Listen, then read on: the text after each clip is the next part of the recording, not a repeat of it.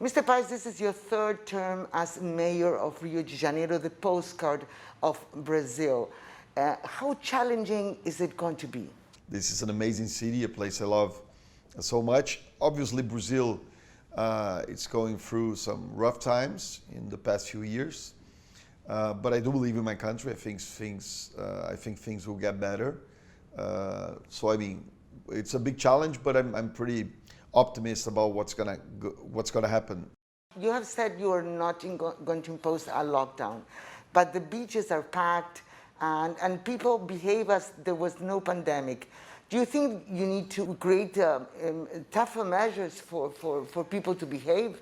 The biggest problem of coronavirus is not having people outside on the streets. Open spaces, they're better than people going to shopping centers or staying, gathering in closed places. So we think most of the people are respecting the measures, but some are not. So especially when you have like gatherings of people and parties, stuff like that.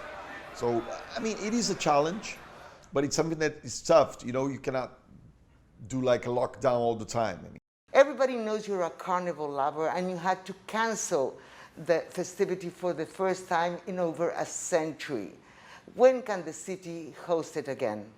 That's a big measure for Brazil, for Rio. Just cancel Carnival. Obviously, everyone wanted to party. It's a cultural movement. It builds the brand of Rio as we are. But obviously, we have to protect people. We have to protect lives. So it's a tough measure to take, but it's the right one to do.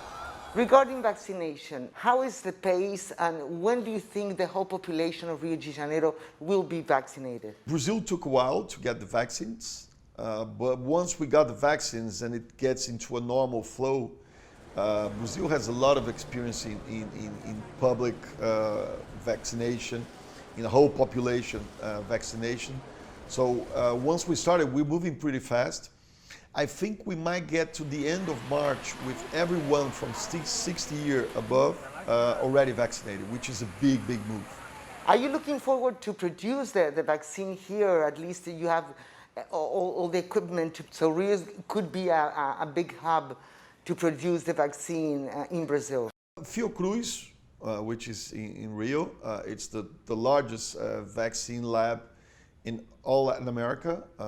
I mean, we have this partnership with Oxford AstraZeneca, and I mean, once the flow of material and what needs to come, it starts arriving, which is already happening. We can produce more than 1 million vaccines a day. So I'm pretty sure that Brazil will move fast now. I mean, there are big news in the past few weeks showing that this vaccine production will be much better.